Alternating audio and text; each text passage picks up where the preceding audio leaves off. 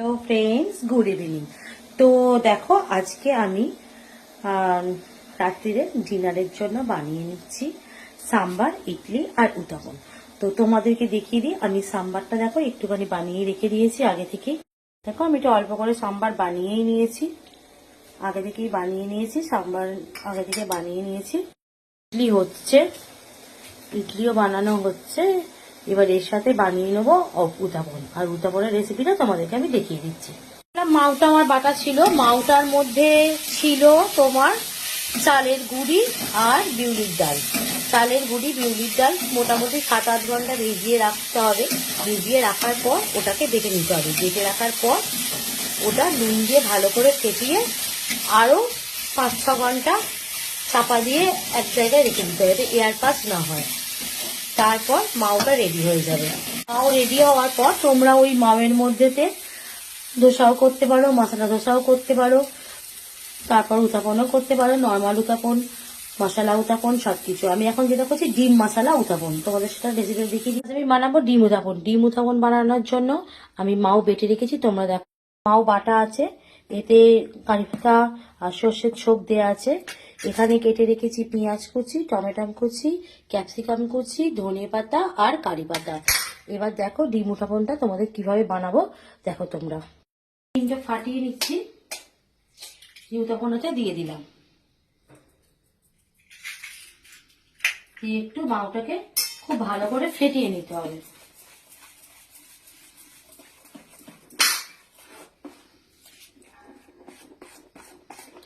ভালো করে ডিমটা দিয়ে মাওটাকে ফেটিয়ে নিতে হবে।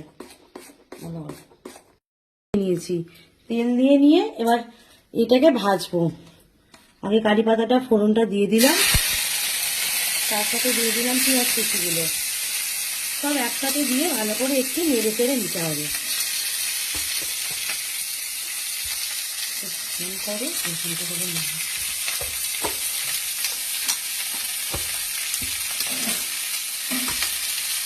ঠিক আছে, এটা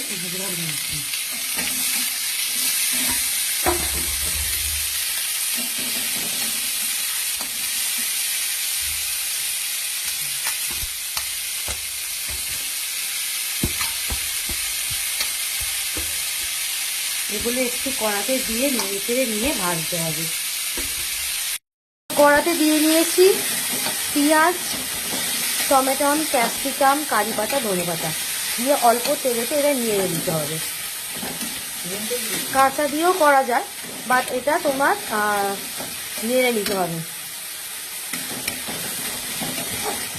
নেড়ে নিলে একটু টেস্টি টেস্টি আরো ভালো খেতে হয়। ডিম উত্তাপনের রেসিপিটা তোমরা দেখে নাও। এটা আবার অল্প নুন দিয়ে দিলে, এটা একটু শক্ত হয়ে যাবে এর মতো নুন, কারণ আগে থেকে মাওয়েতে নুন দেওয়াই ছিল। দিয়ে এবার নাড়তে হবে, খুব ভাজা ভাজা করবে না, অল্প নরম নরম সফট হবে, কোনো লাল হয়ে লাল ফ্রাই হবে না। তোমাদের দেখাচ্ছি, অল্প নরম নরম সফট হবে, তখন এটাকে মায়ের মধ্যে দিয়ে দিতে হবে।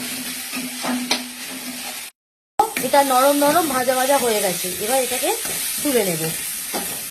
মায়ের মধ্যে ঢেলে নিলাম, ঢেলে নিয়ে এটা ভালো করে মিক্সড করে নিতে হবে। এবার মায়ের মধ্যে ঢেলে নিয়েছি, দেখো এটা ভালো করে মিক্সড করে নিচ্ছি।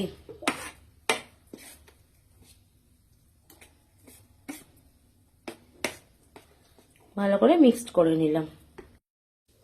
এবার কড়াতে তেল দিয়ে নিতে হবে ধোসাটা ভাজার জন্য। এবার কড়াতে উত্তাপনটা মশলা, ডিম মশলা উত্তাপন ভাজার জন্য তেল দিয়ে দিলাম। তো দেখো এবার মাওটা দিচ্ছি। আমি যেহেতু তাওয়ায় করছি না, তাড়াতাড়ি আছে, আমি কড়ার মধ্যেই ভেজে নিচ্ছি।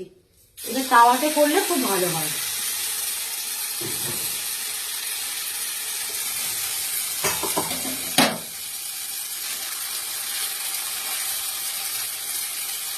এটা খুব পাতলাও হবে না, খুব মোটাও হবে না।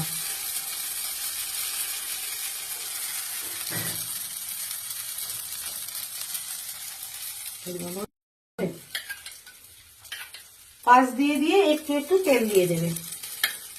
একটা পিঠ ভালো করে ভাজা হওয়ার পর তারপর একটা পিঠ উল্টাতে হবে। এবার একটা পিঠ ভাজা ভাজা হয়ে এসছে। এবার আস্তে আস্তে ধরে, খুব সাবধানে ধরে উল্টে দিতে হবে।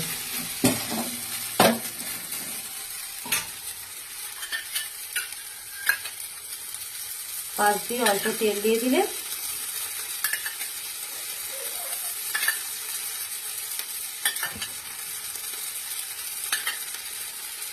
এবার আস্তে আস্তে ভাজাটা হবে,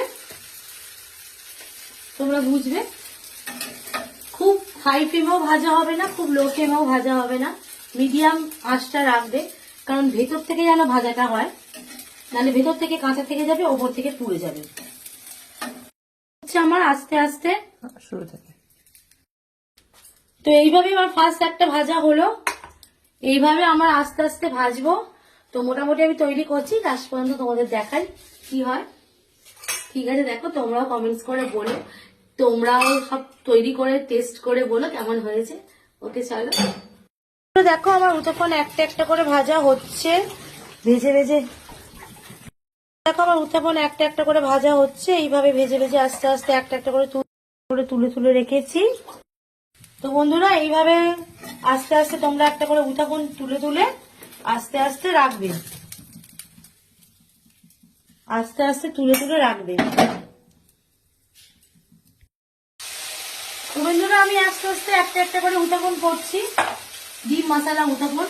হ্যাঁ অবশ্যই তোমরা দেখো এইসব স্পাইসি যখন রান্না করবে, অবশ্যই কিন্তু তোমরা চিংড়িটা অবশ্যই চালিয়ে দেবে, অবশ্যই চিমনি চালাবে। যে কোনো তেলের জিনিস বা স্পাইসি রান্না করার জন্য অবশ্যই তোমরা চিমনিতে চালিয়ে নেবে। আর যারা চিমনি ইউজ করছো তারা তো চালাবেই, যারা চিমনি ইউজ করছো না তারা অবশ্যই আমার সাথে কন্ট্যাক্ট করো। Kutchina premium chimney phone number আমি দিয়ে দিচ্ছি 7890838717। যারা ইউজ করছো না তারা অবশ্যই কন্ট্যাক্ট করে নিও চিমনির জন্য। আর রান্নাঘরকে পরিষ্কার পরিচ্ছন্ন রাখার জন্য অবশ্যই চিমনি ইউজ করো। দেখো আমি ইট আমার মশলা উত্তপন, ইডলি আর সাম্বার। তো দেখো ফ্রেন্ডস কেমন হয়েছে তোমরা কমেন্টসে জানিও, আমিও দেখি কেমন টেস্ট করে কেমন হয়েছে। তো ফ্রেন্ডস দেখো আমি বসে গেছি ডিনার করতে। তো তোমাদেরকে তো বললামই ডিনারে আমি আজকে বানিয়েছি ডিম মশলা উত্তপন, ইডলি আর সাম্বার। তো আমি সবকিছু নিয়ে বসে গেছি, জায়গাটা ছোট তাই সবকিছু দেখা যাচ্ছে না। তো আমি একটুখানি টেস্ট করি এবার কেমন হলো দেখি আমার ইডলি মশলা উত্তপন। আর অবশ্যই না এই উত্তপনটাতে আমি একটু সস না নিলে আমার ভালো লাগে না, তো আমার সস দিয়ে খেতে তো দারুণ লাগে।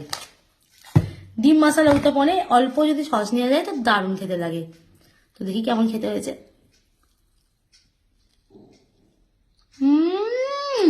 Just fabulous, mind blowing. নিজের হাতে রান্না করেছি, নিজেই প্রশংসা করছি, মানে সত্যি সুন্দর হয়েছে। তোমরাও সবাই টেস্ট করো, তোমরাও সবাই ট্রাই করো রান্নাটা, টেস্ট করে রান্না করে আমাকে জানিও কেমন হয়েছে। কমেন্টসে সবাই বলো, যারা এই ডিম মশলা উত্তপন আগে বানিয়েছো তারাও জানিও কেমন টেস্টি হয়। আর যারা নতুন করছো তারাও কমেন্টসে জানিও। চলো সবাই tata, bye bye, good night.